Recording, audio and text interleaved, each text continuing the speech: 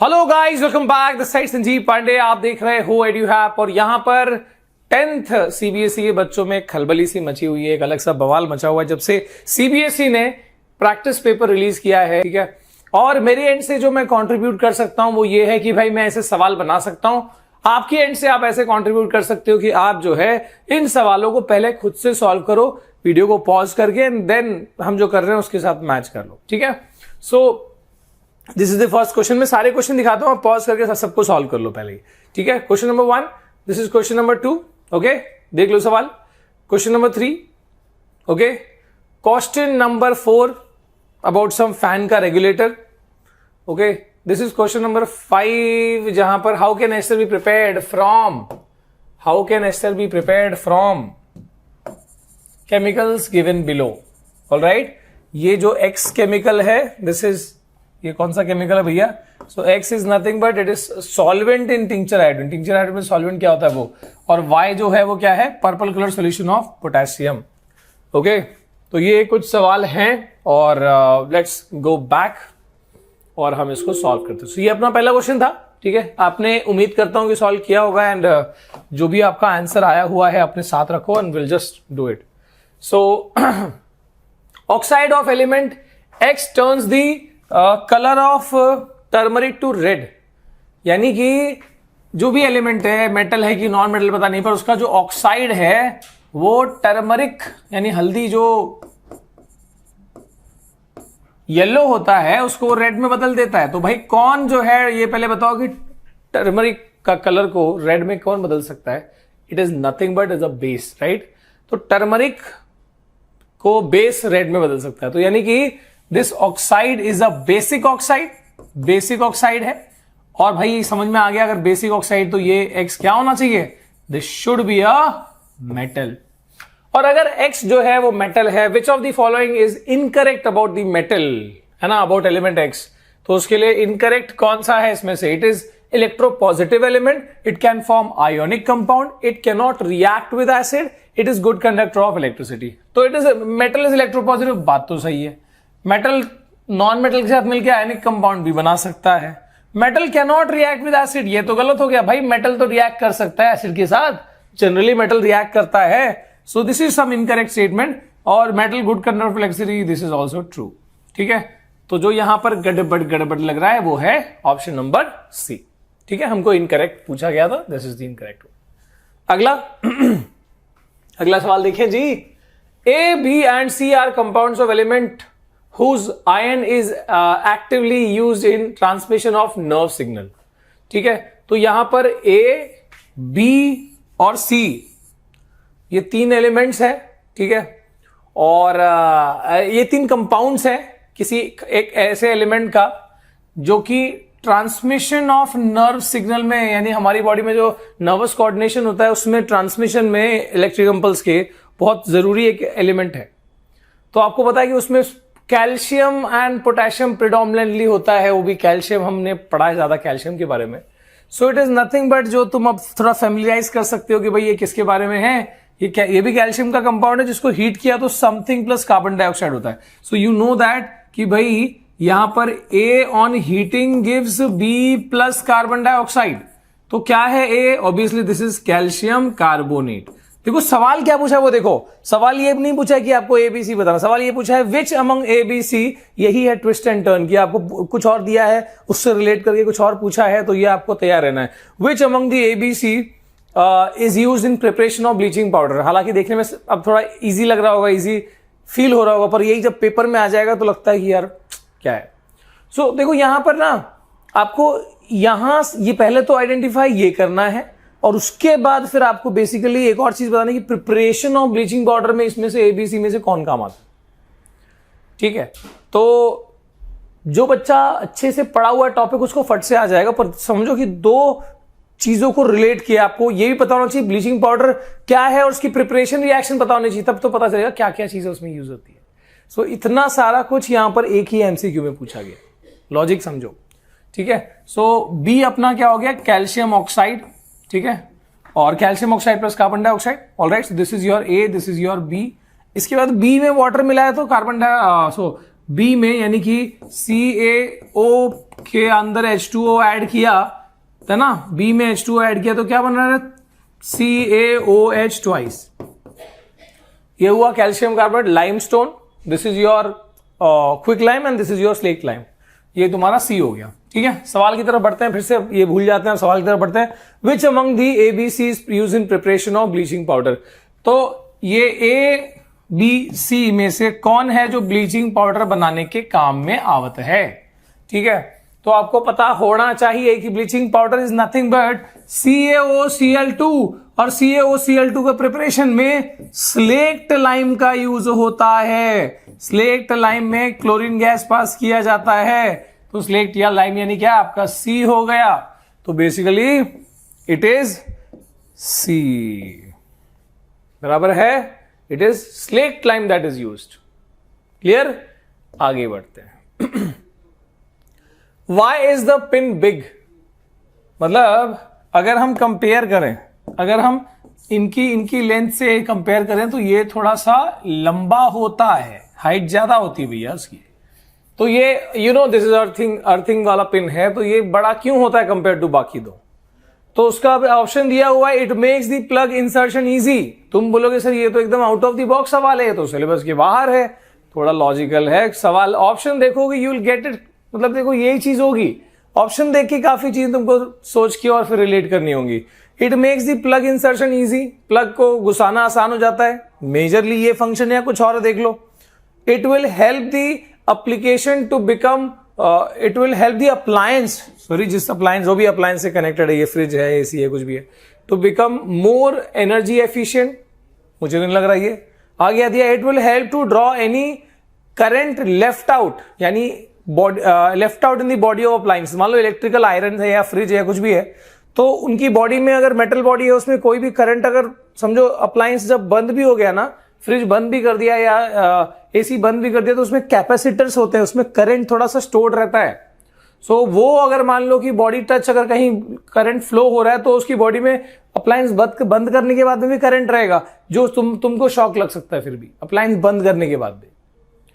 तो ऐसा करंट जब भी कोई अप्लायंस में है जो स्टोर्ड फॉर्म में उसकी बॉडी में कहीं भी अगर स्टोर्ड है, तो जैसे ही हम अप्लायंस को लगाएंगे हमारे 3 पिन के अंदर, तो क्या होगा, जब पहला वायर जो उसके अंदर घुसेगा, पहला पिन जो जाएगा, वो अर्थिंग वाला पिन टच करेगा क्योंकि लंबा है वो, और वो क्या करेगा, वो पूरी बॉडी का जो लीकेज करंट जो वहां हो सकता है एनी चांस, तो उस सबको क्या कर देगा, बाहर पास कर देगा, अर्थ कर देगा। तो सबसे पहले अर्थिंग जो है वो लीकेज करंट को पास कर दे, बाहर कर दे, यही इसका मेन एम होता है। और यहां पर option number C is hence true.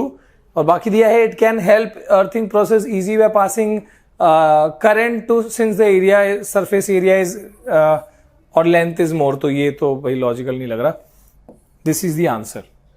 Okay, कुछ चीजें आपको लॉजिक से सोच समझ के और आंसर करनी होगी।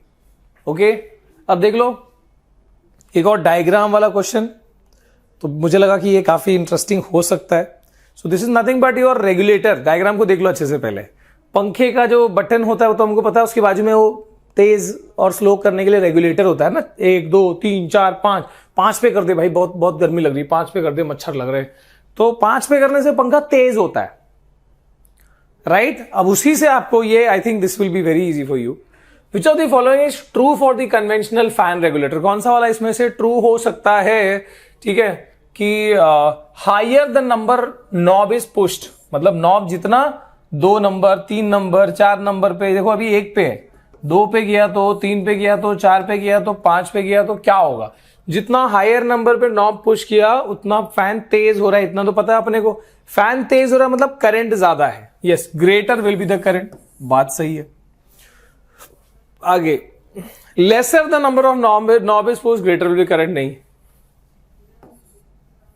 फिर higher the number of knob is pushed, the greater will be the resistance, नहीं। यहां पर हम देख पा रहे हैं कि असल में जितना तुम कम पे रखोगे, 1 नंबर पे रखा, मैं इसको मिटाता हूं, देखो जैसे यहां पर फिलहाल ये 1 नंबर पे कनेक्टेड है, तो जब ये 1 नंबर पे है तो देखो आप पूरे सर्किट में 1 रेजिस्टर, 2 रेजिस्टर, 3 रेजिस्टर, 4 रेजिस्टर, इतने सारे रेजिस्टर सर्किट में ऐड हो गए, तो क्या हो जाएगा, अपने आप से करंट कम हो जाएगा। तो करंट कम क्यों हो रहा है? बिकॉज लोअर वाले पे करंट कम क्यों हो रहा है? बिकॉज रेजिस्टेंस हाई है। जैसे जैसे तुम नॉब को आगे आगे बढ़ा रहे हो वैसे वैसे एक एक रेजिस्टेंस को तुम क्या करते हो? कम करते जा रहे हो, जिसलिए क्या होगा? करंट बढ़ेगा। So higher the number greater is current.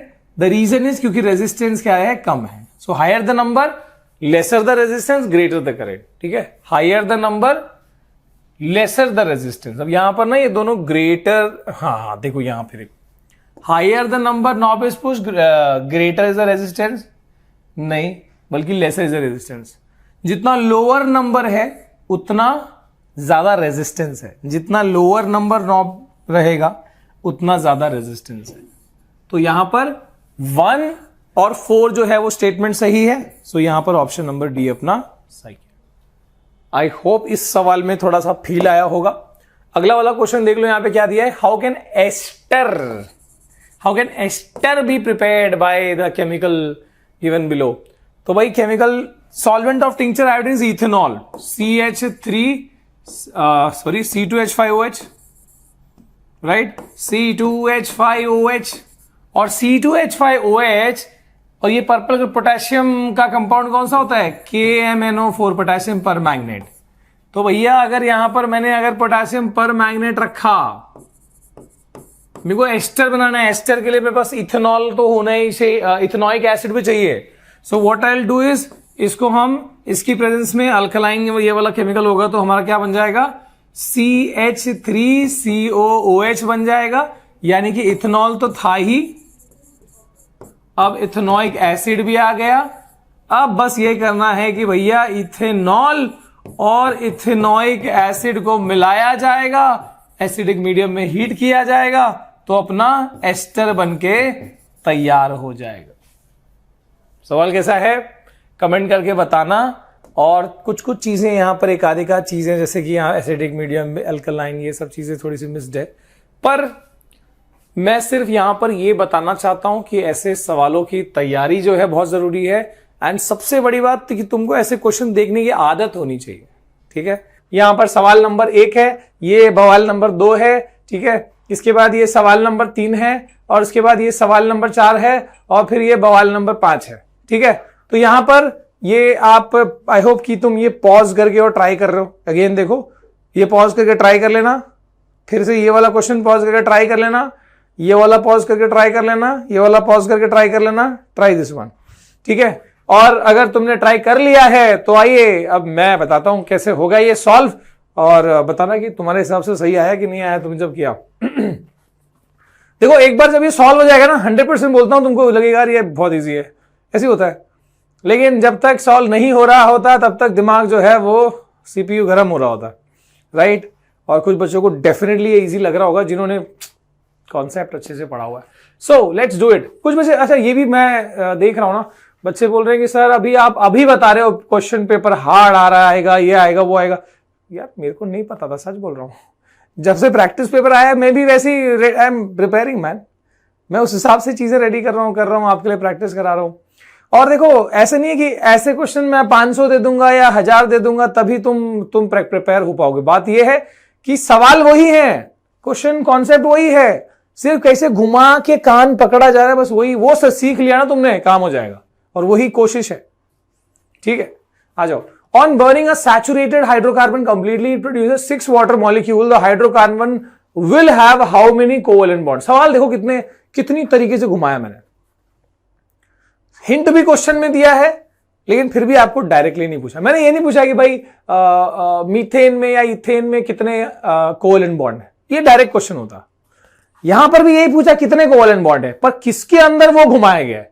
On burning a saturated hydrocarbon completely it produces 6 water molecule. तो पहले तो ये निकालो कि वो हाइड्रोकार्बन कौन सा है, उसके बाद कितने कोवेलेंट बॉन्ड निकालना आसान है। सो यही समझ लो कि सीबीएसई का कोशिश अब यही है, कॉन्सेप्ट तुमसे अगर टेस्ट करना है तो वो 2-3 कॉन्सेप्ट जब मिला देगा ना, वहीं पे तुम्हारा कॉन्सेप्ट टेस्ट हो जाएगा कि भाई तुमको पता है कि नहीं, कैसे करोगे, कैसे जुड़ोगे।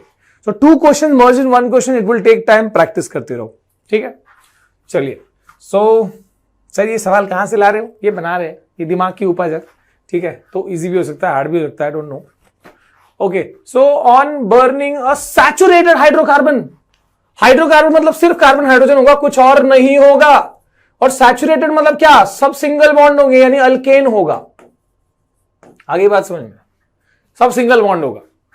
सो सब सिंगल बॉन्ड वाला सिर्फ हाइड्रोकार्बन। अल्केन बेसिकली आपको बोला है कि किसी अल्केन को बर्न किया है। देखो सैचुरेटेड हाइड्रोकार्बन बोला, अल्केन भी नहीं बोला है। अल्केन बोला तो आसान हो जाता।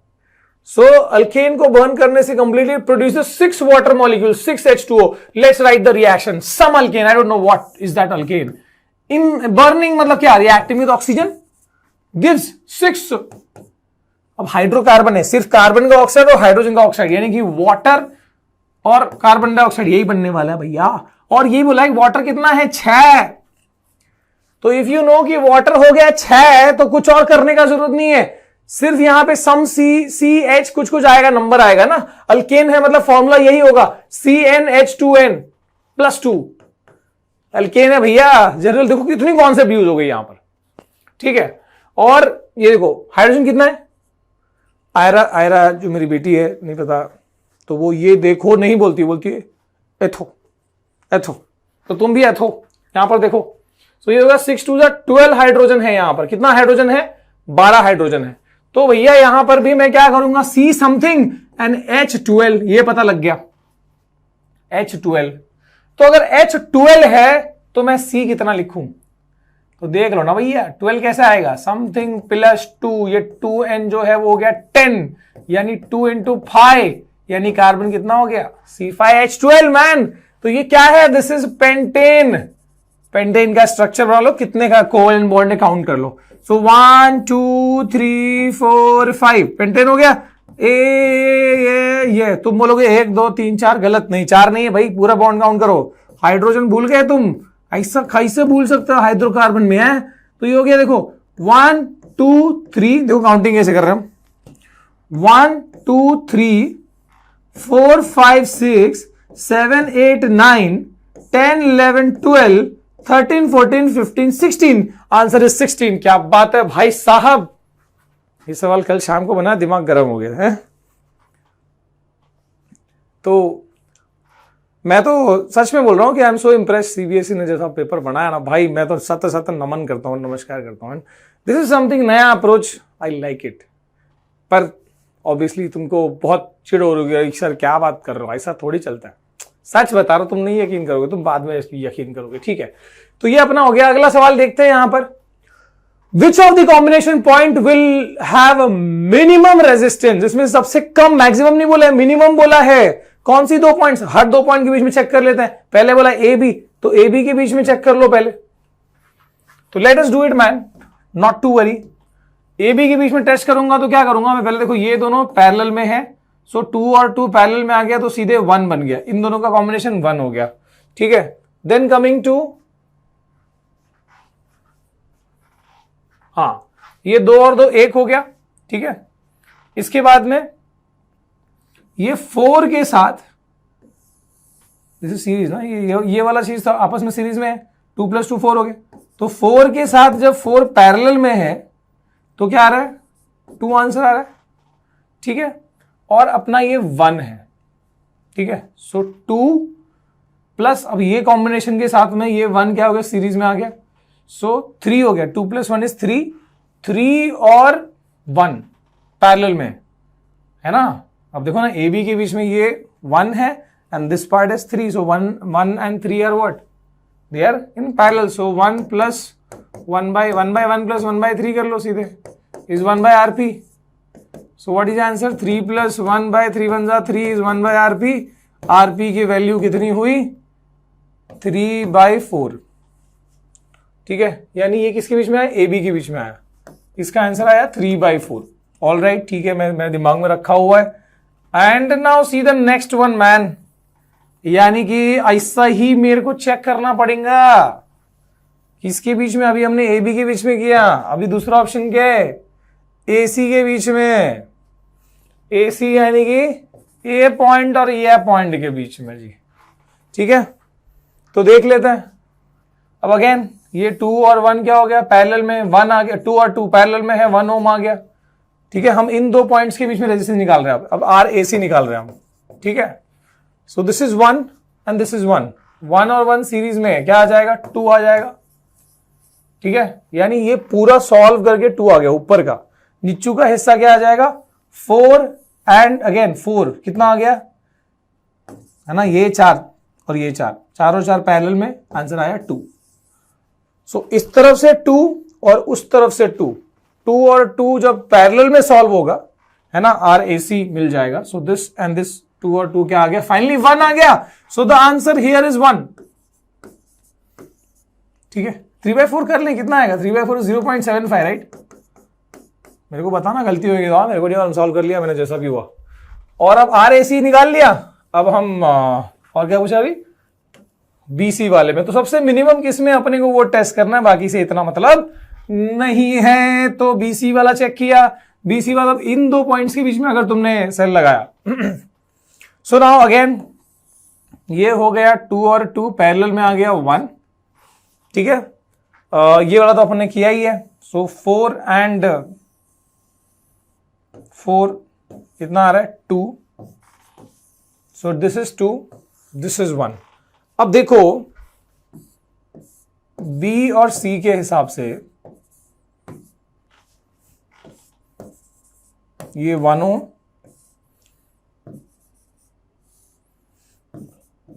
2 ओम। सो 1 और 2 क्या हो गया, ये सीरीज में आ गया। सो दिस इज 3 ओम और ये कितना है 1 ओम है। ठीक है, 3 और 1।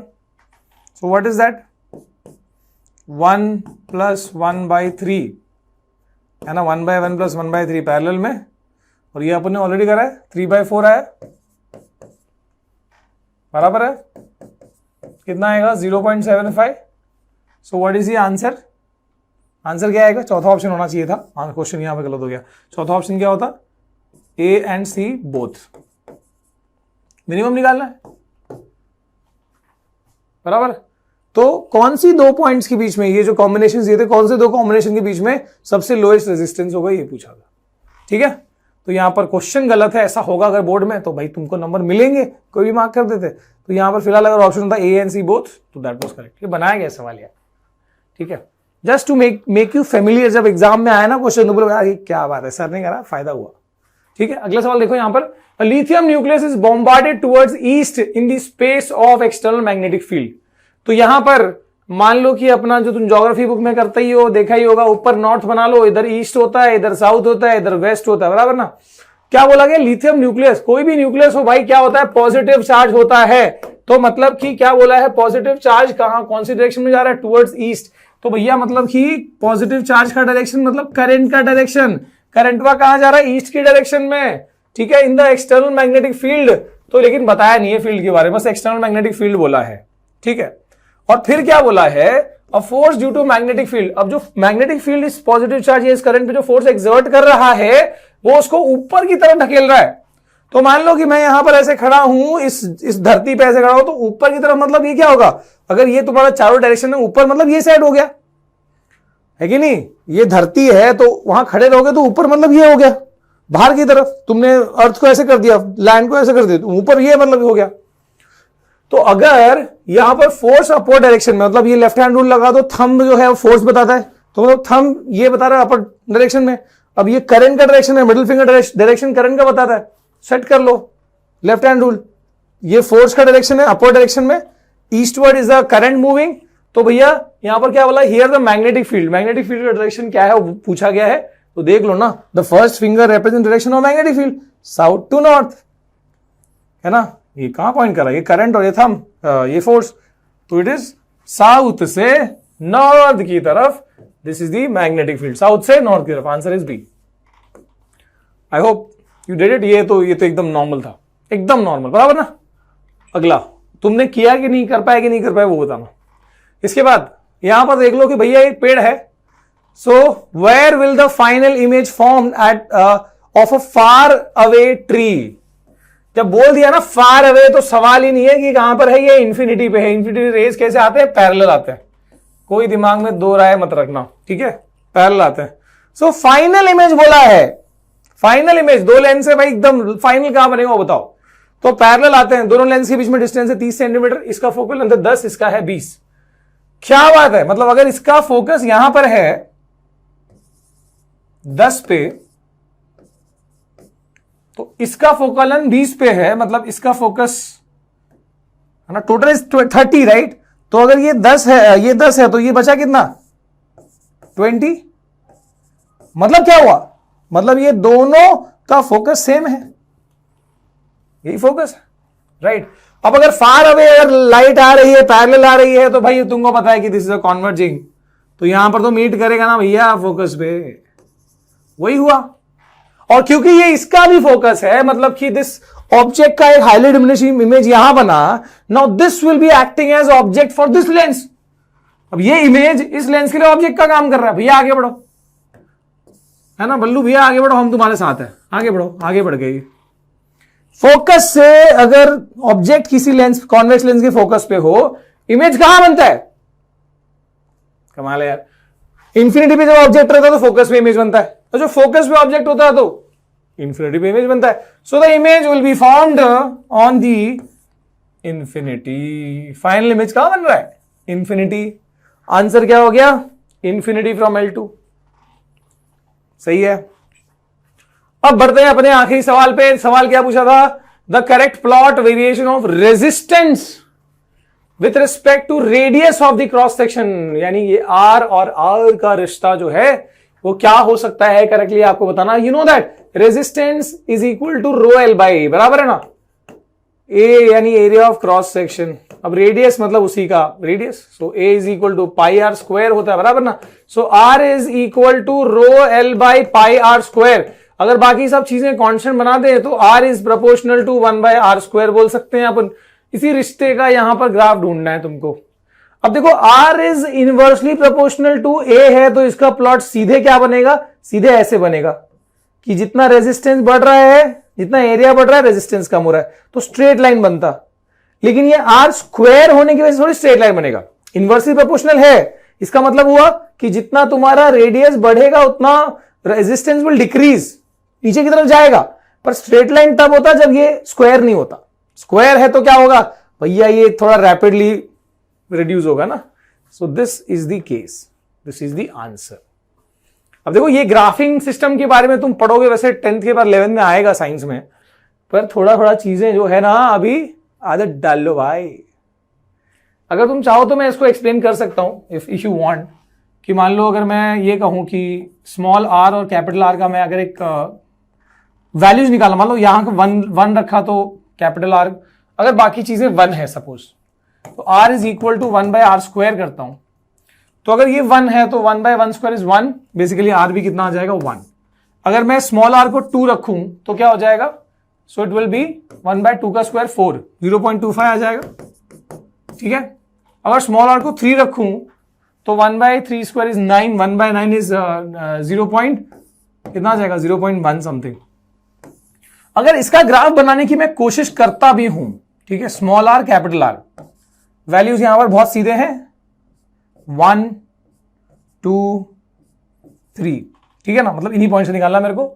R सपोज R सब 1 के नीचे ही मैं यहां पर ना 1 लिख देता हूं, 1 ओम, तो ये हो गया 0.5, इधर हो गया 0.25, इधर कहीं हो गया 0.1, ठीक है, सपोज दिस इज 0.1, ठीक है। Now just see the plot, 1 पे बनी है ना, 1 पे बनी है। अब स्मॉल r जब 2 है, स्मॉल r जब 2 है तो ये 0.25 है, तो स्मॉल r जब 2 है this is 0.25 somewhere here. Small r जब 3 है तो ये 0.1 है। सी द प्लॉट, क्या बात है सर, तालियां हो जाए। ठीक है यार, कोई बात नहीं, ओके। सो यहां सवाल ये दिया है, all resistances are of values 2 ohm each, हर एक की वैल्यू 2 ओम है, यानी ये भी 2 ओम है, this is also 2 ohm, this is also 2 ohm, 2 ohm 2 ohm 2 ohm 2 ohm 2 ohm 2 ohm 2 ohm और ये 2 ओम, ठीक है। यहां एमीटर लगा है, वोल्ट मीटर लगा है, वोल्टेज दिया हुआ है, टोटल सेल का 4 वोल्ट दिया है। Reading of volt meter and ammeter will be, यानी कि अब आपको वोल्ट मीटर यहां इसकी रीडिंग बतानी है और एमीटर यानी इधर की टोटल करंट की रीडिंग बतानी है, but this is not the total voltage, right. तो आइए, आपको पता है इसमें क्या करना पड़ता है, पहले टोटल रेजिस्टेंस निकालना बहुत ही अनिवार्य होगा। So let us do it. अब ये दोनों, सिर्फ हम इन दो पॉइंट्स के बीच की बात करते हैं, तो ये दोनों जो है वो क्या हो गया, they are connected in series. तो 2 और 2 कितने हो गए, 4, ठीक है। ये फिल्मों में 2 और 2 5 होते हैं, यहां पर तो 4 ही होते हैं। और यहां पर भी देखो ये सीरीज कितना हो गया, 4। तो 4 and 4 ये क्या है, सीरीज में है along with this 2। तो यानी 4 2 4 they are in parallel, not series, ये पैरेलल में है। तो सॉल्व कर लेंगे और हम यहां की आरपी की वैल्यू निकाल लेंगे। So the RP value will be, कितना हो गया भैया, 1/RP इज 1/4 प्लस 1/4 है ना, plus 1/2। So 1/RP is equal to, इसको इंटू 2 कर दें, कितना हो जाएगा। So it will be the whole upon 4, 1 + 1 + 2 इज 4/4 है ना। तो यानी कितना हो गया, RP इज इक्वल टू 1। अब ये RP 1 है, यहां का भी सेम है, so this will also come out to be 1। अब ये वाला 1 और ये वाला 1 कितना हो गया, सीरीज हो गया आपस में, 2 हो गया। सो बेसिकली अगर मैं इसको सिंप्लीफाई करना चाहूं तो जो इतना सारा जो ये दोनों जंजाल था उसका जवाब कितना आया, 2 ओम। और ये एक दूसरे 2 ओम के साथ क्या है, बाहर की सर्किट में अलग कलर में दिखा देता हूं। तो ये दूसरे 2 ओम के साथ क्या है, ये सीरीज में बंधा हुआ है, राइट। तो this is your volt meter right here, ठीक है। ये तुम्हारा सेल है जिसका टोटल वोल्टेज है 4 वोल्ट, बराबर। हमारा एमीटर यहां लगा हुआ है, ओके। तो अब ये बताओ कि भैया 2 ओम के 2 रेजिस्टर लगे हैं सीरीज में, तो क्या मैं वोल्टेज नहीं बता सकता भाई, सीरीज में सेम रेजिस्टेंस है तो इक्वली वोल्टेज डिवाइड होगा। So this V will be divided as V1 plus V2। तो हमको V2 बताना है, इक्वली डिवाइड होगा, 2 रेजिस्टेंस सेम है। तो 4 वोल्ट है तो ये हो जाएगा 2 वोल्ट और ये भी हो जाएगा 2 वोल्ट। ऑलराइट, 2 वोल्ट वाला आंसर क्या दिख रहा है तुमको, 2 वोल्ट वाला आंसर सीधे सीधे मेरे को ये दिख रहा है, तो मैं तो ऐसे ही मार्क कर दूंगा। और ऑल्सो अगर तुमको करंट चेक करना है तो not a big deal, current check करना है तो कैसे कर लेंगे, total. So V is equal to IR, तो I इज इक्वल टू क्या हो जाएगा, V/R। V कितना है, टोटल वोल्टेज कितना है, 4 वोल्ट, और टोटल रेजिस्टेंस कितना हो जाएगा, 2 और 2 कितना हो गया, 4, 4 ओम, 4/4 कितना हो गया। सो 1 एम्पियर इज दी करंट जो टोटल फ्लो है। ऑप्शन नंबर बी अपना सही है। आई होप गाइज ये आप कर पाए हो, और अगर नहीं कर पाए तो कहां अटके बता देना। बढ़ते हैं अपने अगले सवाल की तरफ। सवाल लग रहा है फिजिक्स है, केमिस्ट्री है ना, ये कोई रेजिस्टेंस नहीं है। If D is sweet smelling carbon, 4 carbon compound, 4 carbon वाला एक कंपाउंड है वो स्वीट स्मेलिंग। और स्वीट स्मेलिंग तो भाई अपन ने पढ़ा ही क्या है, एस्टर है।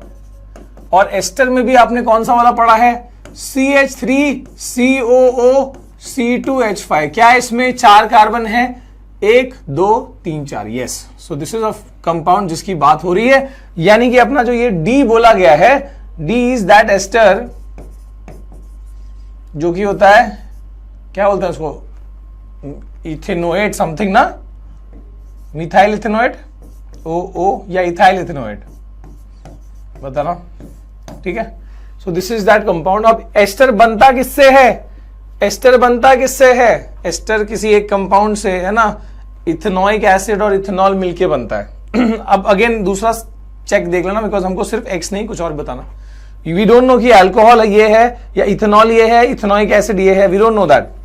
तो हमको दूसरी तरफ भी बढ़ना पड़ेगा, क्योंकि हमको वैसे भी यहां पर एक्स के साथ साथ हमको सी भी पूछा हुआ, ठीक है।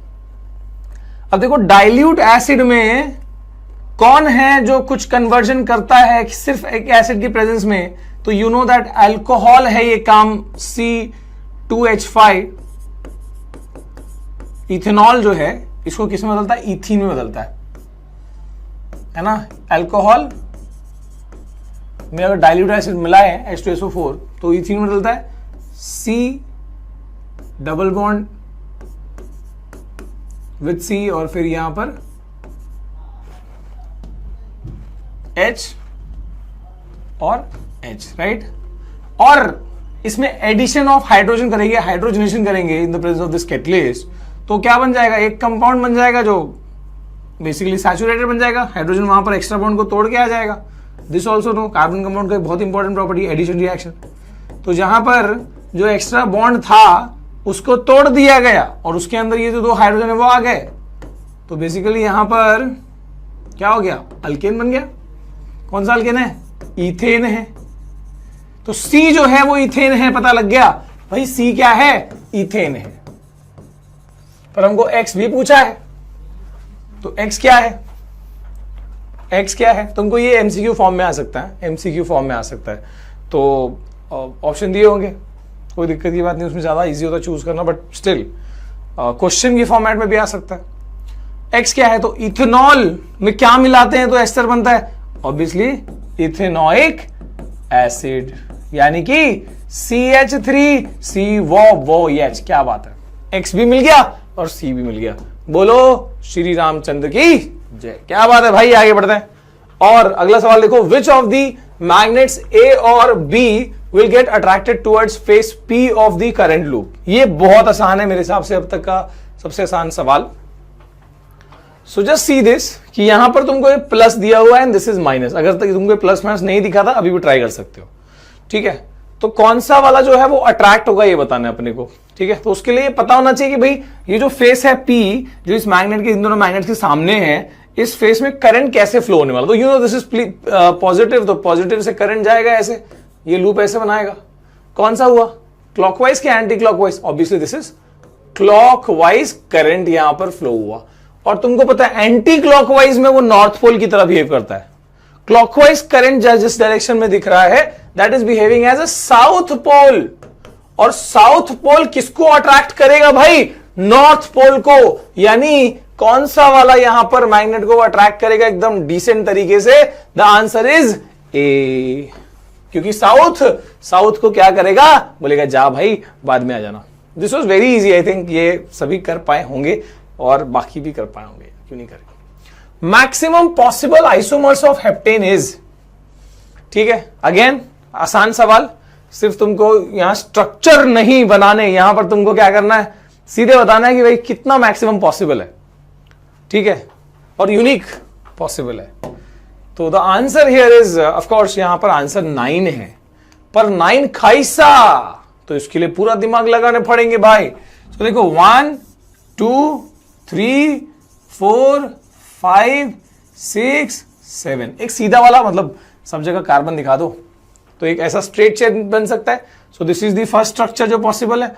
दूसरा वाला देख लो यहां पर 1 2 3 4 5 6, एक ना मैं यहां पर बॉन्डिंग रखता हूं, तो मान लो इधर जोड़ा, मतलब 7वां कार्बन अगर यहां लगा दिया, समझ रहे हो, ये सब कार्बन है, ये सब कार्बन है यार, समझो यार, डॉट मतलब कार्बन। तो यहां पर 1 2 3 4 5 6 कार्बन से दिखा दिए और एक एक्स्ट्रा बॉन्ड यहां लगा दिया फर्स्ट वाले पे, तो ये एक स्ट्रक्चर बन गया। तो देखो ये एक स्ट्रक्चर ये हो गया, दूसरा स्ट्रक्चर यहां बन सकता है। अगर तुमने ये बॉन्ड यहां नहीं लगाया, इधर लगाया तो क्या होगा, तो यहां मतलब दिस इज 2 मिथाइल होगा और इधर लगाया तो 3 मिथाइल वाला बन जाएगा। तो यानी थर्ड पॉसिबिलिटी यहां पर है। तुम बोलोगे ठीक है सर 1 2 3 आइसोमर तो बन गए, और कौन सा, क्या मैं ये बॉन्ड यहां पर कार्बन लगाऊं या यहां पर लगाऊं, तो यहां 2 बना यहां 3 बना, अगर मैं इधर लगा दूं क्या हो जाएगा, तब भी वो 3 हो जाएगा, बिकॉज यहां से काउंट होंगे 1 2 3। अगर मैं इधर लगा दूं तो क्या होगा, ब्रांच जो हम इधर लगाए थे यहां लगाए तो भी वो सेकंड पे आ जाएगा, जो कि हमने ऑलरेडी यहां पर नंबरिंग कर दी है। सो इस तरफ वाले अभी हम काउंट नहीं करेंगे। तो दिस इज 1 2 3 पॉसिबिलिटी। और कौन सा है, और है, अब तुमने 6 लाइन में बनानी है, 7 वाला हो गया, 6 वाला हो गया, अभी 5 कर लो, एक एक कम करते जाओ, 1 2 3 4 5, ऑलराइट, सिंगल बॉन्ड 5 है ना, 7 कार्बन वाला है, मतलब 2 कार्बन बचे हैं। 2 कार्बन कहां जोड़ सकते हैं अपन, तो 2 कार्बन या तो यहां जोड़ो एक, और एक यहां जोड़ लो। So this is one possibility, ये हुआ अपना नंबर, है ना, चौथा आइसोमर हो गया। 5वां वाले में क्या कर सकते हैं, थोड़ा सा मैं तेजी से बना रहा हूं और हो सकता है कि तुमको थोड़ा ध्यान देना पड़ेगा इसमें। अगर मैंने दोनों ब्रांच इसी में जोड़ दिए तब भी एक नया बन रहा है। दिस इज पांचवा वाला पॉसिबिलिटी, दिस इज पांचवा वाला पॉसिबिलिटी। यूनिक है देख सकते हो। दिस इज 2,3 डाइमिथाइल वाला 1 2 3 4 5 2,3 डाइमिथाइल पेंटेन। ठीक है ना, हम हमारे पास 7 कार्बन है, सिंगल बॉन्ड में अरेंज करना है, कैसे करेंगे देखो। तो ये एक पॉसिबिलिटी हो गया। क्या मैं जैसे एक यहां पर लगाया, एक यहां पे लगाया, इसमें क्या किया, दोनों सेम पे लगाया। अब ये दोनों सेम यहां भी पॉसिबल है, समझ रहे हो? जो तुमने दोनों सेम ये इसमें लगाया सेकंड कार्बन पे, दोनों सेम तुम यहां भी लगा सकते थे। तो ये क्या हो गया, आइदर डू दिस, तो यहां रहा तो 2,2 डाइमिथाइल होता, यहां पर 3,3 डाइमिथाइल होगा। So this is 6th possibility. ठीक है, 7वीं पॉसिबिलिटी क्या हो सकती है, 7वीं पॉसिबिलिटी इसी में हो सकती है। और देखो 1 2 3 4 5 बराबर है, ये 7 वाला 6 वाला 5 वाला 4 वाला सॉरी नहीं 5 वाला ये। सो इसमें और एक पॉसिबिलिटी क्या हो सकती है कि एक इधर कार्बन हो गया और एक इधर कार्बन हो गया, है ना। दिस इज 2,4, अभी तक 2,4 बना नहीं है यहां पर। सो this is 7th possibility, right. और 2 बचे हैं भाई, 9 पॉसिबिलिटी कौन सी हो सकती है। तो अगर मान लो कि 1 2 3 4 बनाया है कि नहीं, 4 बनाया हमने, तो क्या 4 वाले में पॉसिबल है? हाँ जी, 4 वाले में पॉसिबल। हाँ, अभी यहां पर और बन सकता है, अभी यहां पर और बन सकता है भैया। अभी अपन ने इधर और बनाया किधर है, और पॉसिबिलिटी ये है इसी 5 वाले में 1, अरे यार 1 2 3 4 5। अब देखो इस पे 2 बना लिए, इस पे 2 बना लिए, लेकिन क्या हम ऐसे भी कर सकते हैं कि यहां पर एक कार्बन लगा दिया, यहां पर एक कार्बन लगा दिया, यानी 2 और 3 पे, ये 2 और 4 पे हुआ, ये 2 और 3 पे हुआ, ये 2 2 पे था और ये 3 3 पे था। मतलब अगर ये नहीं होता, जैसे ये 2 होता तो 2 2 डाइमिथाइल पेंटेन होता। अगर ये 2 नहीं होता, यहां पर होता तो 3 3 डाइमिथाइल पेंटेन होता। ये क्या हो गया, 2 4 डाइमिथाइल पेंटेन हो गया, ये 2 3 डाइमिथाइल पेंटेन हो गया। यानी ये 7वां और ये 8वां स्ट्रक्चर पेंटेन में। और एक पॉसिबिलिटी है, क्या एक और पॉसिबिलिटी है, चेक कर लो, क्या एक और पॉसिबिलिटी है। 9 टोटल पॉसिबिलिटीज होनी चाहिए, 1 2 3 4, और पेंटेन में निकलेगा वो। कौन सा हो सकता है भैया? इधर वाला हो गया, मतलब सेम एज दिस। हेक्सेन में एक और पॉसिबिलिटी निकल सकती है क्या? हेक्सेन में एक यहां पे लगाया तो बन गया, एक यहां पे लगाया तो बन गया, एक यहां पे लगाया नहीं तो सिमिलर बन जाता। यहां पर देखो 1 एंड 2, फिर सेम वाले पे ओके। तो आई थिंक एक और बनना चाहिए। कहां पे बनेगा, जस्ट थिंक, अभी हमने ये ड्रॉ करा हुआ था।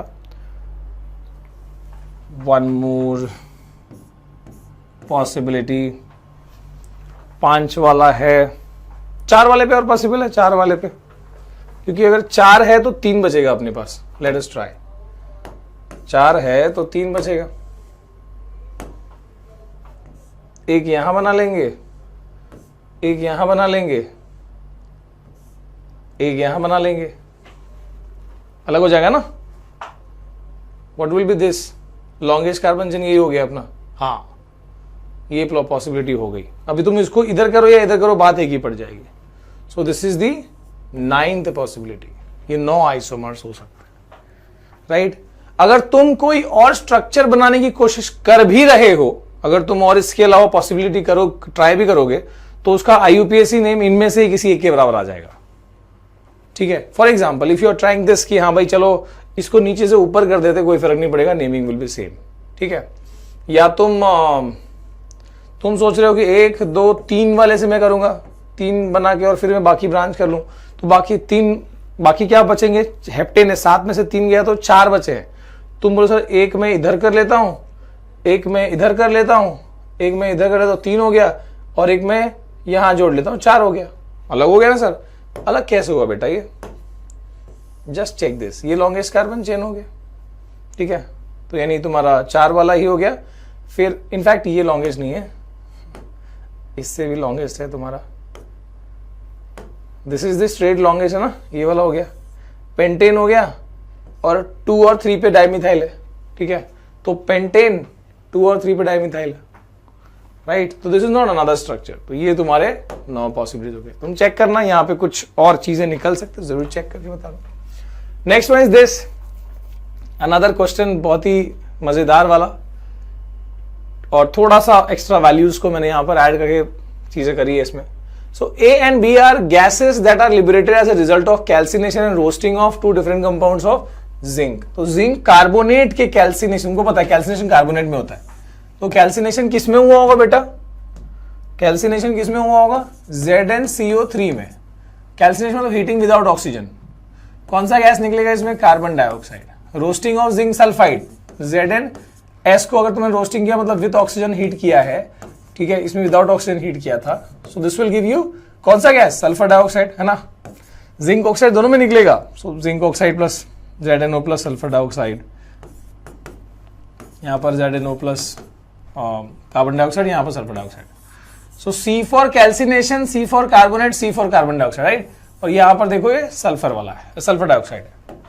तो यानी रिस्पेक्टिवली बोला है, इसका मतलब कि पहला वाला कैल्सिनेशन है, कैल्सिनेशन में कौन सा गैस निकला है, A, तो कैल्सिनेशन में क्या निकला है, this is carbon, A is carbon dioxide and B is what, B is sulphur dioxide. ये तो पता लग गया, ठीक है। अब आगे पूछा है which is true about A and B। A और B पूछा नहीं था यहां पे, A और B के बारे में क्या सही है वो आपको बताना है, कम ऑन। तो A is more acidic and diffuses faster than B, diffusion rate faster है B से। अच्छा, एसिडिक कौन है, A इज मोर एसिडिक या B इज मोर एसिडिक, ज्यादा एसिडिक कौन है दोनों में से। इसके लिए एक सिंपल तरीका है, बाकी तुम और दिमाग मत लगाओ, सिर्फ एक तरीका है, पानी में मिलाओ। इसको पानी में मिलाओगे तो ये कार्बोनिक एसिड बनाएगा, और इसको मिलाओगे तो सल्फ्यूरिक एसिड बनाएगा, राइट। सल्फर व sulphuric acid is more, right, ज्यादा एसिडिक है। सो इसका मतलब sulphur dioxide is more acidic, यानी B is more acidic. B is more acidic का मतलब मैं कहां पे आऊं, B इज मोर एसिडिक ये हुआ, ठीक है। यहां पर भी B इज मोर एसिडिक बोला है, तो मेरा ये पार्ट तो मेरा एलिमिनेट हो गया।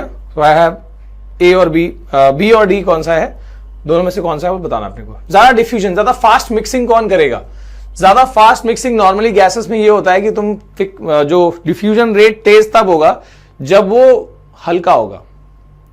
तुम बोलोगे सर तो ऐसे तो ऑक्सीजन जो है वो उसका क्यों नहीं है ना।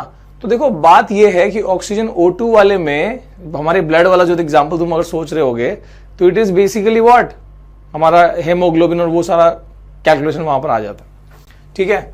फिलहाल यहां पर हम बात करें तो कौन सा वाला यहां पर हैवी है वो देखो, जो ज्यादा भारी है वो ज्यादा मिक्सिंग नहीं करेगा, ज्यादा फुर्ती नहीं होगी उसके अंदर। तो obviously this is carbon dioxide, this is sulphur dioxide. Carbon का मास यहां पर 12 होता है, सल्फर का होता है आपका 32, तो बाकी डाइऑक्साइड दोनों में, दिस विल बी हल्का। अगर ये हल्का है तो उसका डिफ्यूजन फास्ट होगा, मतलब कार्बन डाइऑक्साइड का डिफ्यूजन फास्टर होगा, ठीक है। यहां बोला था B इज मोर एसिडिक और डिफ्यूजन भी फास्टर है A से, तो आई थिंक ये गलत हो गया। यहां पर B मोर एसिडिक है ना, sulphur dioxide is more acidic, पर carbon dioxide is diffusing faster, right. तो अपना ऑप्शन नंबर D जो है वो सही होगा, ठीक है। तो यहां पर देखो 5 बल्ब दिए हैं, B1 B2 B3 B4 and this is B5। 5 bulb दिए हैं, हर एक बल्ब का रेजिस्टेंस दिया है 100 ओम का, ठीक है, 100 ओम का रेजिस्टेंस दिया हुआ है, और वोल्टेज जो यहां लगा है सर्किट के अंदर वो है 120 वोल्ट, ठीक है। Total heat generated in 10 second, 10 second में कितनी हीट जनरेट होगी वो यहां पर आपको बताना है, ठीक है। If bulb B4 is fused, यानी कि अगर J वाला बल्ब फ्यूज हो गया, J वाला बल्ब फ्यूज हो गया मतलब क्या, मतलब उस लाइन से सर्किट ब्रेक हो गई, और सर्किट जो ब्रेक हो गई यहां से जो सर्किट ब्रेक हो गई तो उसकी कैलकुलेशन में नहीं लेना है। तो मतलब जो करंटवा होगा, जो करंट यहां से निकलेगा, जो यहां से डिवाइड होगा, फिर रिकंबाइन होगा, फिर वो यहां से नहीं जा पाएगा, ऊपर से जाएगा, ठीक है, फिर यहां से निकल जाएगा और यहां से सर्किट हो जाएगी complete. So this will be the circuit. ये अज्यूम ही मत करो कि यहां पे कुछ लगा हुआ है। तो अगर ऐसा कुछ है कैलकुलेशन में तो भाई साहब बहुत आसान है ना, ये दोनों हो गए सीरीज में। ये दोनों सीरीज में हो गए, सब 100 की वैल्यू, 100 सीरीज में कितना हो गया 200 ओम, बराबर है 200 ओम। और यहां पर ये 100, ये भी 100, पैरेलल में 200 तो क्या आ जाएगा, पैरेलल में सॉल्व करोगे 50 आएगा। सो 50 और ये 200, अब ये क्या है सीरीज है, आमने सामने सीरीज है, क्या हो गया 250 ओम इज द रेजिस्टेंस। रेजिस्टेंस कितना आ गया 250 ओम। यहां पे क्या बोला था, हीट जनरेटेड निकालना है हमको, हीट जनरेटेड। तो क्या हीट, रेजिस्टेंस और वोल्टेज दिया है अपने को, तो क्यों नहीं हीट निकाल सकते। Heat is equal to time लिया ना 10 सेकेंड, तो we have V, you have R, you have T, तो V square T by R, यही फॉर्मूला है ना। V स्क्वायर यानी कि 120 120 इंटू 120 इंटू T कितना है भैया 10, और ये आपका R इज 250। सो 25 5 5 जा 5 2 जा 10 and 5 4 जा 20, again 5 2 जा 10 and 5 4 जा 20, है कि नहीं। 24 इंटू 24 का स्क्वायर कितना होता है 576 ना। सो 576 joule is the heat generated, ये आपका हो गया आंसर। ठीक है, मतलब अगेन आई एम सेइंग, अब ऐसा नहीं है कि कंपिटेंसी मतलब कुछ अलग से स्टार मार्क करके क्वेश्चन आने वाले हैं। जस्ट मेक श्योर कि थोड़ा सा क्वेश्चन घुमाया जाएगा, चाहे वो न्यूमेरिकल हो, चाहे वो एमसीक्यू हो, चाहे वो कोई भी सवाल हो, इस तरीके से राउंड एंड राउंड आ सकता है। So you are not just preparing for your MCQs, ठीक है, तुम बेसिकली सारे साइंस के लिए प्रिपेयर कर रहे हो। ठीक है, अब इसमें एक और चीज देखोगे, बायोलॉजी के क्वेश्चंस कम होंगे। बायोलॉजी में ना तुम टेक्स्ट बुक अगर अच्छे से पढ़ ले रहे हो डीप डिटेल में, तो बायोलॉजी में बहुत ज्यादा स्कोप नहीं बनता कि तुमको कंसेप्ट को मिलाया जाए। केमिस्ट्री है और खासकर फिजिक्स है जहां पर वो घुमाया जा सकता है। ठीक है, जिसकी हम काफी तैयारी कर रहे हैं। Assuming there is no, pause करके कर सकते हो, this is very simple question. ठीक है, assuming there is no other food chain in reservoir, सिर्फ एक ही फूड चेन है मान लो रिजर्वॉयर ए में, जो यहां दिखाया है तुमको। Calculate the amount of solar energy available for reservoir A if energy at level of dear is 1 kilo joule, यानी कि इसका एनर्जी दिया हुआ है 1 किलो जूल बराबर है नहीं। 10% रूल के हिसाब से इसका 1% यहां जाएगा 0.1 किलो जूल। सर हमको इधर पूछा ही नहीं है तो क्यों पीछे जा रहे हो। ठीक है, हमको पूछा है यहां का सन का, तो हम ठीक है पीछे आते। सो यहां से अगर इसने 1 किलो जूल इसने अडॉप्ट किया है, तो ये इसका 10% लिया होगा एज पर 10% लॉ। हर लेवल पे 10% शिफ्ट होता है, 10% एनर्जी ही जाता है अगले लेवल पे। तो 1 किलो जूल किसका 10% होगा, 1 किसका 10% होगा। So this will B, plant के पास कितना हो गया 10 किलो जूल बराबर एनर्जी, प्लांट के पास हो गया 10 किलो जूल बराबर एनर्जी। अब क्या बोला है हमको, प्लांट का भी नहीं पूछा है, हमको बोला है क्या कि भाई सोलर एनर्जी रिजर्वॉयर के लिए कितनी अवेलेबल थी, सोलर एनर्जी कितनी अवेलेबल थी। तो आपने ये भी पढ़ा होगा कि प्लांट्स या प्रोड्यूसर्स जो हैं वो बेसिकली कितना एनर्जी जो है, टोटल एनर्जी का कितना एज्यूम, यहां पे जो एनर्जी आ रही है उसका कितना वो अब्सॉर्ब कर पाते हैं, ओनली 1% इज अब्सॉर्ब। तो ये जो 10 किलो जूल है ये किसी अमाउंट का, जो यहां अमाउंट ऑफ सोलर एनर्जी आ रही है उसका सिर्फ 1% है। इफ 10 इज जस्ट 1%, तो 10 किसका 1% है, तुम ऐसे कैलकुलेट भी कर सकते हो या फिर सीधे लिख दो कि it will B 1000 kilo joule, जो यहां रिजर्वॉयर ए में मिल रहा था सोलर एनर्जी, उसका 1% प्लांट ने अब्सॉर्ब किया है ना। अवेलेबल 1000 किलो जूल था, उसमें से 1% उसने अपने लिए अपने अंदर अब्सॉर्ब किया। So basically the answer is 1000 kilo joule. ये एमसीक्यू आया चाहे जैसे भी आ जाए। सवाल देख लो, पॉज करो, सॉल्व करो। ठीक है, तो यहां पर क्या पूछा है, the ratio of resistance R A B when point P Q, ये जो दो पॉइंट हैं P और Q, ये दो पॉइंट्स आर नॉट कनेक्टेड, जैसा दिया है वैसे ही, मतलब ये आपस में कनेक्टेड नहीं है, not connected with each other, to that of R A B when they are connected with each other. ठीक है, किसी वायर से कनेक्ट कर दिया जाए, मतलब हमको यहां पर resistance of A B by resistance of A B, ये रेशियो निकालना है। कब कब, पहले कंडीशन में जब वो नॉट कनेक्टेड है वर्सेस दूसरी कंडीशन जब वो कनेक्टेड है, P और Q आपस में। ठीक है, पी और क्यू नॉट कनेक्टेड और पी और क्यू कनेक्टेड वाले केस में। तो अगर नॉट कनेक्टेड है तो जैसा दिख रहा है वैसे ही है, सॉल्व कर लो भाई। और हर एक रेजिस्टेंस की वैल्यू 2 ओम है, तो ये 2 ओम एंड दिस इज 2 ओम। अब ये अगर सिंपली समझना चाहो तो ये ऐसा है, नॉट कनेक्टेड वाली केस में अगर तुम बहुत आसानी से इसको समझना चाहो तो ये तो लगभग ऐसे ही हो गया। मेक इट मोर सिंपल कि भैया 2 रेजिस्टेंस ऐसे लगे हैं और बराबर 2 रेजिस्टेंस ऐसे लगे हुए हैं और फिर नीचे ऐसे एक रेजिस्टेंस लगा हुआ है। यही तुम्हारा पॉइंट ए है, दिस इज पॉइंट बी। हर एक की वैल्यू 2 है, तो this is 2, this is 2, this is 2, this is 2, this is 2। ये 2 और 2 4 हो गया, ये 2 और 2 4 हो गया और ये 2 है। ठीक है, तो अब 1/4 प्लस है ना, आर ए बी मतलब वही सॉल्व कर लो पैरेलल के हिसाब से। 1/4 plus 1/2 is 1/RAB, not connected वाली स्टेट में कर रहे हैं हम, इंटू 2 कितना हो गया ये 1 + 1 + 2, 1 + 1 2 हो गया, 2 + 2 कितना हो गया 4/4 इज 1/RAB। तो RAB कितना हो गया इज 1 ओम, यस 1 ओम। ठीक है, यानी ये वाला वैल्यू अपना आ गया 1 ओम का। ठीक है, अब जब कनेक्टेड है उस कंडीशन का देख लो कि जब ये कनेक्टेड रहेंगे तो क्या होगा। जब P और Q आपस में कनेक्टेड रहेंगे तो क्या होगा भैया, वो भी तो समझना पड़ेगा। तो कनेक्टेड वाले के लिए क्या करेंगे भैया, जोड़ दो वायर को, वायर को जोड़ दो, समझ लो। ठीक है, तो हमने जोड़ दिया इस वायर को। अब जैसे ये वायर जोड़ दिया, P और Q आपस में जोड़ दिया, तो थोड़ी कहानी बदल गई, क्योंकि जब ये जोड़ दिया तब तुम्हारा सेटअप कैसा दिख रहा है वो देखो। तब ये कुछ इस प्रकार हो गया।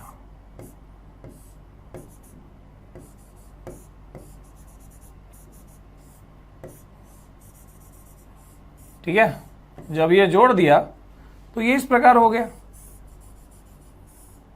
ठीक है, ये हो गया ए, ये हो गया बी।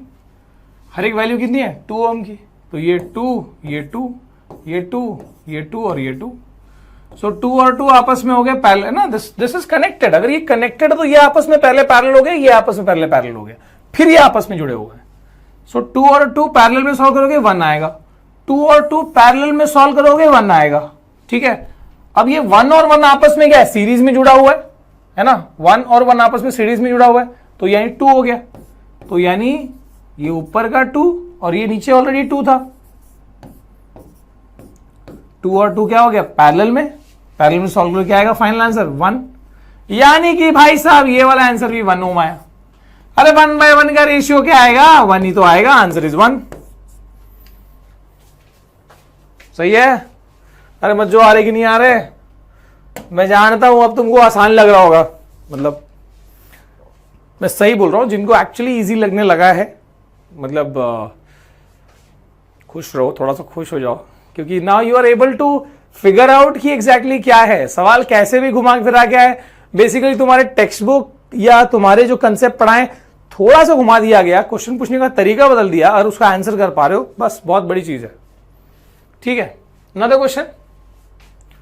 अब यहां से ये देखो सेल लगा हुआ है, this is plus, this minus obviously, और यहां पे 2 लूप लगी है, करंट कॉइल है। तो देखो यहां पर ये ए बी मतलब क्या, ये ए पीछे वाली साइड का नाम है, बी आगे वाली साइड का नाम है। इसमें सी इस तरफ का, बी के सामने सी है, देखो यहां बोला भी है face B is facing face C, आपस में ये आमने सामने है, बी और सी आमने सामने है, और अगली साइड में यानी इस साइड में डी है। ठीक है, ऑल राइट। अब क्या बोला है कि ऐसे, और कॉइल्स आपस में कनेक्टेड ही, कॉइल 1 कॉइल 2, मतलब यहां से वायर जा रहा है कुछ इस प्रकार और यहां से आ रहा है कुछ इस प्रकार। ठीक है, तो इसको ना थोड़ा सा ड्रॉ मैं अच्छे से कर देता हूं, हो सकता है कि उसके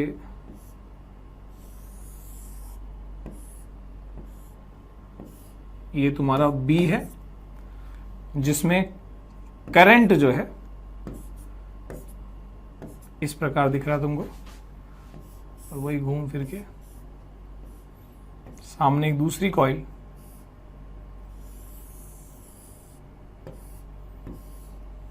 वही करंट जो यहां से आगे गया, वही करंट अब इस लूप से देख रहे हो ऐसे आ रहा है, ठीक है। तो ये दोनों कॉइल 1 और 2 आपस में अट्रैक्ट करेंगे, रिपेल करेंगे या नहीं करेंगे, कोई फोर्स एक्सर्ट, ये आपको बताना है। सो मान लो कि इस बी वाले साइड में व्हाट यू फील कि करंट कैसा है, ये क्लॉकवाइज है। क्लॉकवाइज करंट मतलब ये कौन सा पोल की तरह बिहेव करता है भैया? एंटी क्लॉकवाइज रहेगा तो नॉर्थ पोल है, क्लॉकवाइज रहेगा तो क्या है? It is acting as a south pole, ठीक है। मतलब ये साउथ पोल के सामने है। अब फिर हम आते हैं, अब जो ये साइड तुमको दिख रहा है ना, दिस इज ये इस साइड का, ये डी दिख रहा है ना, ये पीछे का, मतलब तुम बेसिकली साइड से देख रहे हो, तुमको यहां डी दिख रहा है, पर डी फेस बी को, फेस बी के सामने कौन है वो देखना, बी के सामने सी है। तो अगर डी की तरफ ये तुमको दिख रहा है कि ये एंटी क्लॉकवाइज है, अगर ये डी की तरफ एंटी क्लॉकवाइज है, तो सी यानी उसके बैक साइड वाला हिस्सा, तो इसके बैक साइड वाले में क्या रहेगा? क्लॉकवाइज, है ना। बात को समझो, यहां से तुम जिस साइड से तुम देख पा रहे हो, तुमको ये एंटी क्लॉकवाइज दिख रहा है, पर ये तो डी वाला फेस है, हमको सी वाले फेस की सब मतलब, बिकॉज बी के सामने तो सी है, सी में करंट कैसा है? क्लॉकवाइज। तो सी में करंट क्लॉकवाइज मतलब सी वाला साइड भी कैसा बिहेव कर रहा है? साउथ। और अगर तुम साउथ के सामने साउथ को रखोगे तो क्या होगा भैया? तो यहां पे होगा रिपल्शन। थोड़ा सा इस क्वेश्चन को ना समझना गहराई से, दो लूप को आमने सामने रख के, है ना, दो ऐसा बांगड़ी ले लेना, कंगन ले लेना, चूड़ी ले लेना, आमने सामने रख के इसको समझने की कोशिश करना, ड्रॉ करना एग्जैक्टली, ठीक है, जिससे क्लैरिटी मिलेगी, ठीक है। डायग्राम थोड़ा सा ये, बट अगेन जिन्होंने बेसिक कंसेप्ट पढ़ा है उनको ये उतना मुश्किल नहीं लगेगा। अनदर क्वेश्चन, अब यहां पर ना मैं ना एक डायग्राम इसका बनाना चाहूंगा, इसका डायग्राम एक्चुअली बना नहीं पाया मैं इसमें। सो दिस इज डायग्राम,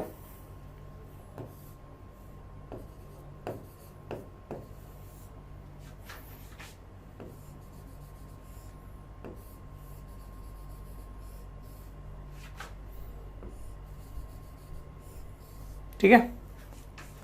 यहां पर एक सेल लगा है, 60 वोल्ट का सेल वैल्यू है पोटेंशियल का, और इसका 6 ओम 6 ओम 6 ओम, हर एक रेजिस्टेंस 6 ओम का है।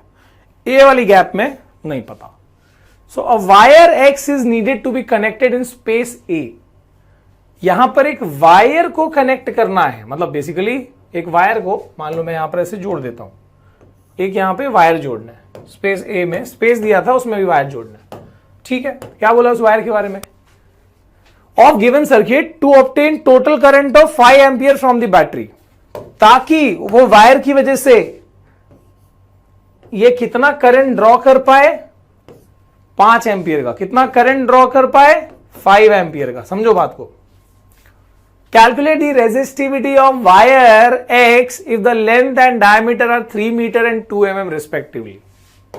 3 meter and 2 mm respectively. ठीक है, क्या पूछा यहां पर? इस वायर की, ये जो वायर यहां लगा है, इसका भैया तुमको क्या क्या दिया हुआ है?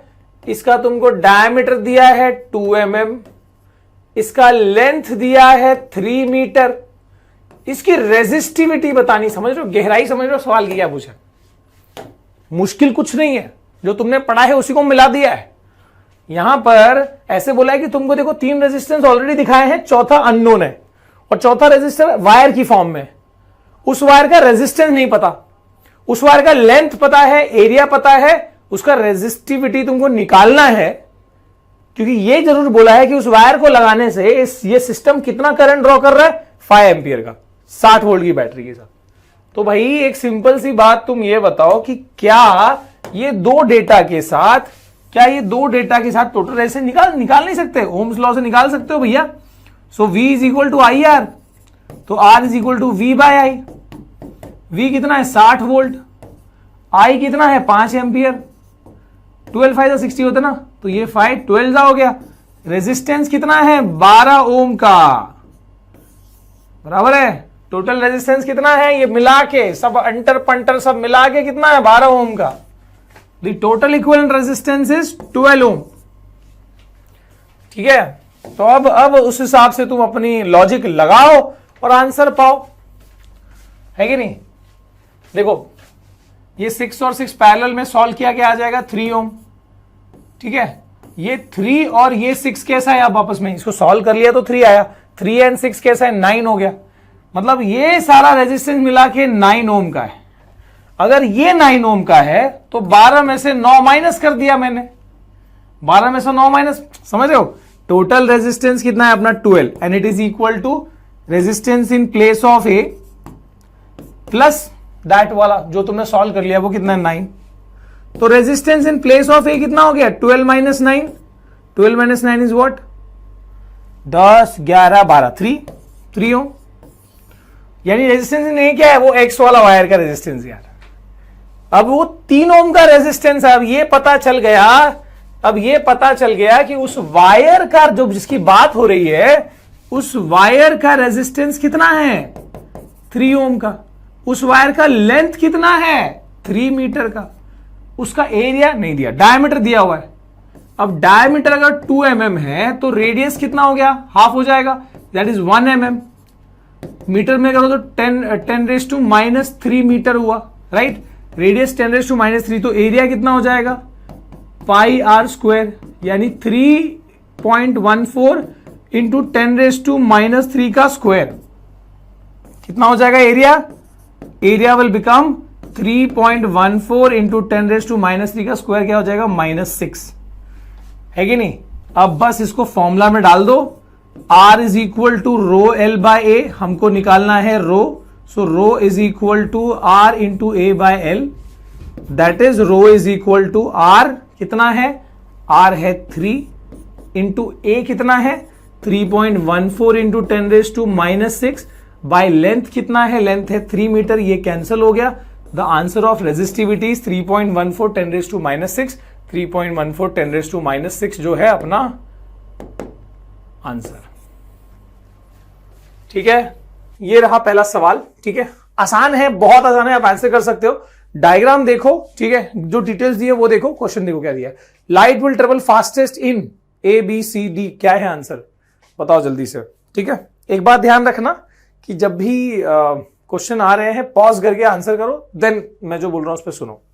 ठीक है, पॉज किया होगा आई होप, और तुमने आंसर कर लिया होगा। ये मीडियम 1 2 3 लाइट यहां से गई, यहां से बेंड, यहां से जा रही है, फिर आगे भी बेंड हो सकती है। लेकिन सवाल क्या पूछा है, light will travel fastest in medium 1 2 3, speed will be same in all the medium. Same तो ऑफकोर्स नहीं होगा, तो ए बी मीडियम 1 2 3 कौन सा मीडियम में लाइट फास्टेस्ट ट्रेवल कर रहा होगा इन सब में से कंपैरेटिवली। तो अब इसको समझने के लिए बेसिक्स पता होनी बहुत जरूरी है। यहां पर एंगल दिया हुआ है और एंगल के अनुसार यह दिया है कि लाइट जब मीडियम 1 से मीडियम 2 में जा रहा है तो वो बेंड कर रहा है कहां पे, टुवर्ड्स द नॉर्मल कि away from the normal, towards the normal ना, अंदर की तरफ बेंड किया। तो इसका मतलब ये हुआ डेंसर मीडियम, ये हुआ रेयरर मीडियम। लाइट फास्ट किस में ट्रेवल करता है, रेयरर मीडियम में। यानी ये तो पता लग गया कि मीडियम 1 में फास्ट ट्रेवल करेगा 2 के मुताबिक, 2 के कंपैरिजन में। अब फिर आते हैं हम यहां पर उसके अगले वाले में। तो देखो यहां का तो हमने समझ लिया, अभी इस इंटरफेस पे देखो कि जस्ट सी दिस बेसिक, ये बेसिक समझ लिया तो काम बहुत, मतलब काम 25 हो जाना है। ये देखो ये एंगल है suppose 30 degree for example, this angle is suppose 30, angle same ही रहेगा ना, ये एंगल ऑफ रिफ्रैक्शन, यानी 60 का 30 कर दिया। अगर ये ग्लास स्लैब होता, मान लो ये ग्लास स्लैब होता इतना, तो क्या होता कि निकलने के टाइम पे भी एंगल 60 होता, angle of incidence equal to angle of emergence. पर यहां पर अलग मीडियम आ गया, एक्सट्रीमली सॉरी हेडफोन यूजर्स। हाँ, तो अभी क्या हो रहा है कि यहां पर एक मीडियम 3 दे दिया, तीसरा मीडियम है। अगर ये देखो 60 का 30 हो रहा है, 60 के हिसाब से 30 हो गया। अगर ये मीडियम 1 की डेंसिटी 3 जैसी, 3 की डेंसिटी 1 जैसी होती तो यहां पर 30 का 60 ही होता, पर यहां 30 का 80 हो गया, मतलब ज्यादा बेंड हुआ।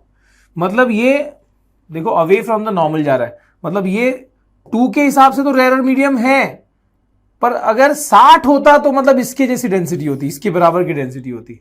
यहां 80 हो गया, मतलब ये और भी रेयर है।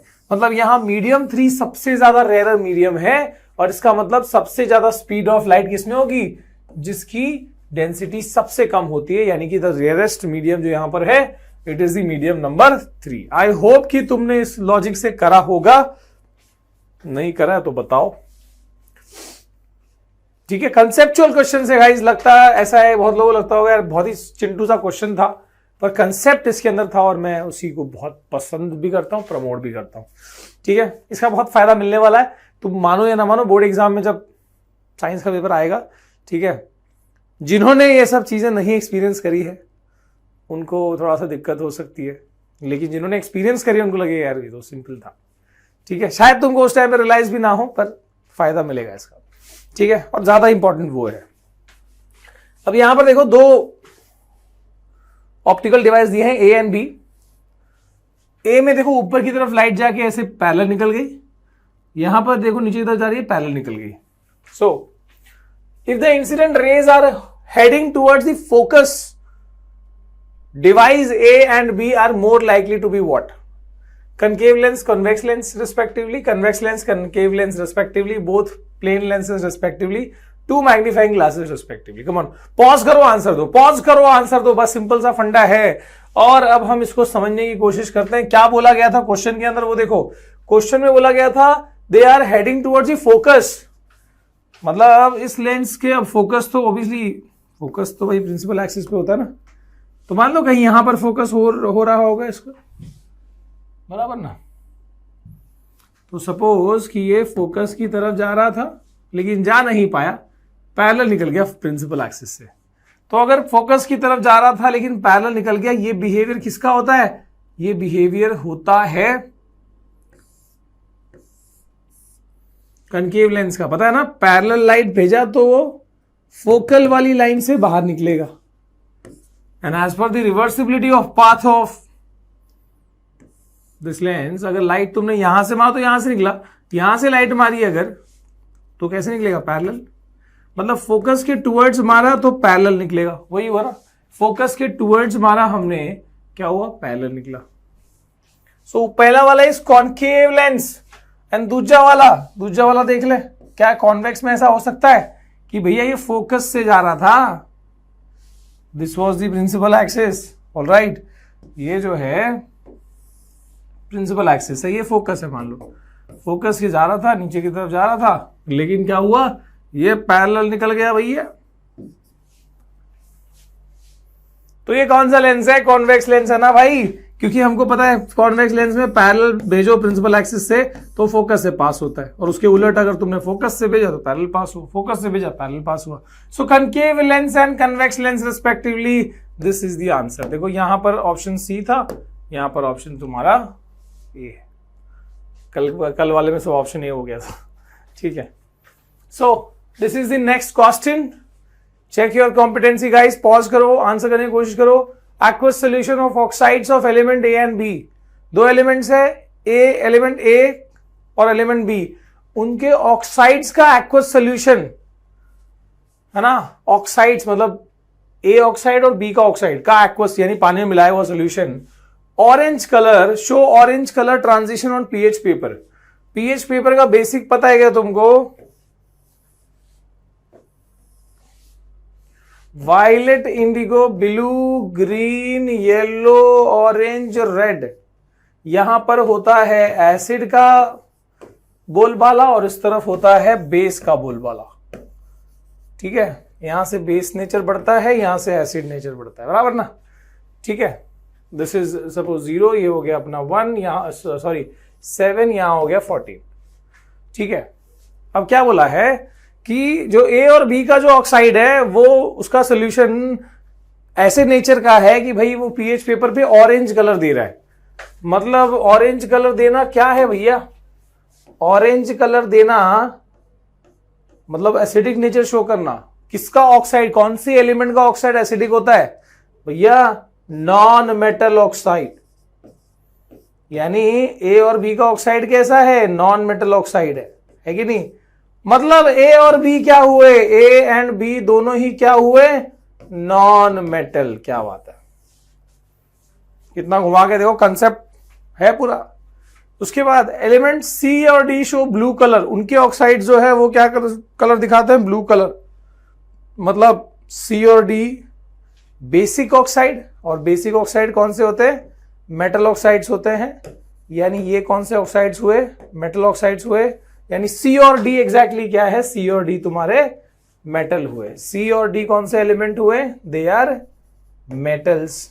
ऑल राइट, आगे बात समझ में। अब इतना जब तुमने समझ लिया, इसका मतलब तुमने देखो, कॉम्पिटेंसी का मतलब यही है, एक सवाल में दो सवाल। मैंने अभी तक क्या किया, अभी तक आंसर नहीं ढूंढा, अभी सब ये पता लगा कि ए बी सी डी है क्या। डायरेक्ट सवाल क्या हो सकता था, A and B are non metal, C and D are metal. अब उसके हिसाब से क्वेश्चन बता दिया, this would have been direct question. अब यहां पर ऐसा मतलब तुमको सोचना है, if you don't know one concept you can not give answer to the other one.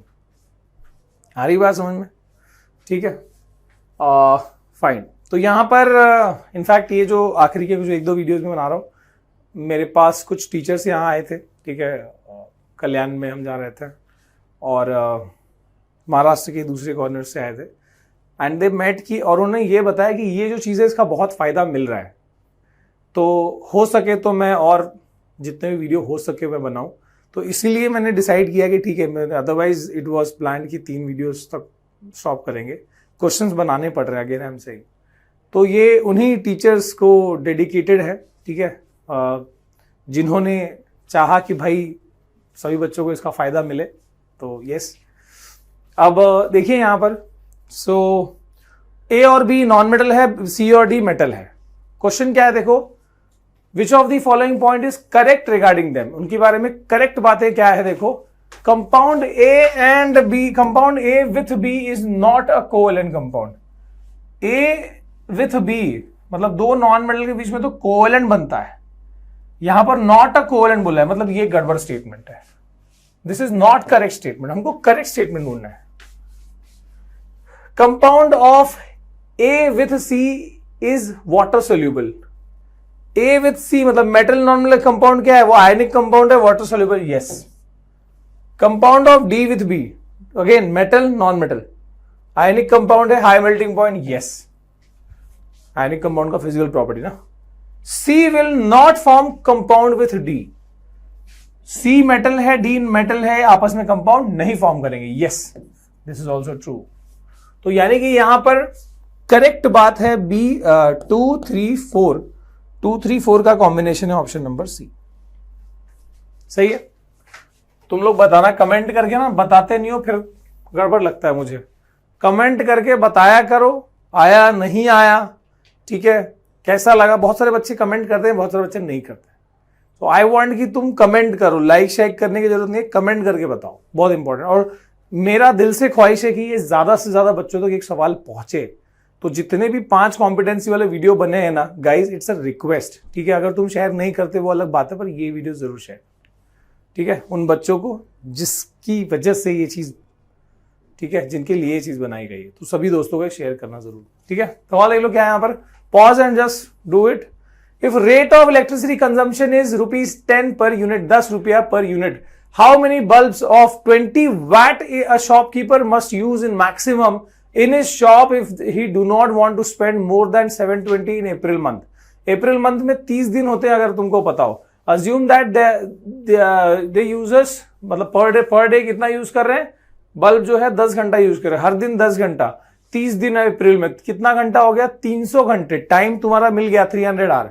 बाकी लॉजिक से तुमको सॉल्व करना है, is not using any of the components, ठीक है, इसके अलावा अगर वो कोई और कंपोनेंट यूज नहीं कर रहा है तो मैं इसका आंसर नहीं दूंगा, चलो ठीक है। What I will do is, मैं इसका आंसर नहीं दूंगा और मैं चाहूंगा कि तुम इसका आंसर निकालोगे और आंसर निकाल के कमेंट में बताना है, ठीक है। दिस विल बी, अब क्योंकि ये आखिरी वीडियो है, I want you to do it. अगर बहुत सारे मेजोरिटी में लगा कि गलत आ रहे हैं मुझे, तो I will solve it in another video, ठीक है। इसका आंसर तुमको बताना है इन दी कमेंट सेक्शन। एंड जो मैंने बोला, सभी बच्चों को, 10th के जितने बच्चे हैं तुम्हारे कांटेक्ट में, सबको ये वीडियो, मजेदार कॉम्पिटेंसी सीरीज सबको मिलनी चाहिए, ठीक है। सवाल, फ्रेश क्वेश्चंस कहीं नहीं मिलेंगे। अगर कहीं मिल गए तो वो महज क्या हो सकता है, एक संयोग हो सकता है, ठीक है। चलो, वैसे नहीं मिलेंगे। अगला सवाल, हाँ, व्हाट वैल्यू ऑफ रेजिस्टेंस, ये मेरा बहुत फेवरेट वाला है, इसमें बहुत सवाल बन सकते हैं, तो पर मैं सोचता हूं काफी रिपीटेशन हो जाएगी इसलिए नहीं करता। What value of resistance must be connected in series with 40 ohm resistor so that total current of 5 ampere is drawn as whole from. Guys pause करो, सॉल्व करो। क्या मैं इसका जवाब दूं या ना दूं? क्या बोला है? What value of resistance must be connected in series with 40 ohm resistance. चलो मैं हिंट बता देता हूं। यहां पर सवाल ये पूछा गया है कि भाई अगर मान लो, अगर हम चाहते हैं कि इस बैटरी में से 200 वोल्ट की बैटरी में से जो करंट निकले वो करंट टोटल में 5 एम्पियर का हो, अगर ये हमारी चाहत है, तो इसके लिए ये जो रेजिस्टेंस कॉम्बिनेशन दिया है इसमें क्या बोला है, एक ऐसा रेजिस्टेंस लगाओ सीरीज में 40 ओम के साथ, यहां पर एक अननोन रेजिस्टेंस, मान लो मैं एक्स बोल रहा हूं, तो क्या वैल्यू का रेजिस्टेंस लगना चाहिए ताकि ये करंट यहां पर 5 एम्पियर के ड्रॉ करे, ठीक है। एक्स की वैल्यू, इस रेजिस्टेंस की वैल्यू तुमको बतानी है। These are the options 10, 20, 60, 80। Again मैं चाहता हूं कि ये चौथा और पांचवा सवाल, ठीक है, तुम सॉल्व करो and do let me know in the comment section, ठीक है। हर बच्चा जवाब देगा, तुमको इजीली आ गया, नहीं आ गया, जो भी है, अगर तुमने इस वीडियो से थोड़ा भी फायदा लिया है, ठीक है, तुमको इससे बेनिफिट लगा है, I want you to comment, ठीक है। चलिए, और इसके साथ कॉम्पिटेंसी मजेदार का यहां पर समापन होता है। See you in the next video. अगली वीडियो कौन सी होनी चाहिए कमेंट करके बताओ। कोशिश कर रहा हूं एग्जाम की पॉइंट ऑफ व्यू से जिस भी तरीके का आपको सपोर्ट दे सकूं वो दूं, ठीक है। बाकी आप लोग नीचे बताते रहो, ठीक है। चलिए, bye bye, all the best, पढ़ाई करते रहो, ठीक है। दिल से यही उम्मीद है कि साइंस का पेपर जो है ना, वो सारा बच्चा जो यहां पर जुड़ा हुआ है ना, फोड़ के, ठीक है। चलिए, जय हिंद।